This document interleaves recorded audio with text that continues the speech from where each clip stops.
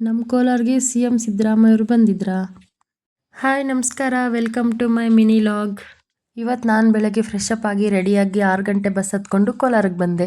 ಯಾಕಪ್ಪ ಅಂದರೆ ನಾನೊಂದು ಕಂಪನಿಯಲ್ಲಿ ಇಂಟರ್ವ್ಯೂ ಅಟೆಂಡ್ ಮಾಡಬೇಕಾಗಿತ್ತು. ಅದಕ್ಕೆ ನಾನು ಯಾವ ಕಂಪ್ನಿಗೆ ಇಂಟರ್ವ್ಯೂಗೆ ಹೋಗಿದ್ದೆ ಅಂತ ಗೊತ್ತಾದರೆ ಕಮೆಂಟ್ ಮಾಡಿ.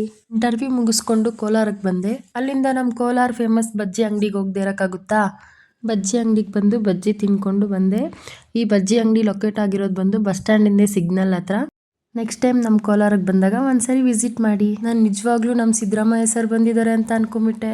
ನೋಡಿದರೆ ಅದು ಗೊಂಬೆ. ನಮ್ಮ ಕೋಲಾರಲ್ಲಿ ಸಾಯಂಕಾಲ ಬಸ್ ಸ್ಟ್ಯಾಂಡಲ್ಲಿ ವ್ಯೂ ನೋಡಿ ಹೆಂಗಿದೆ.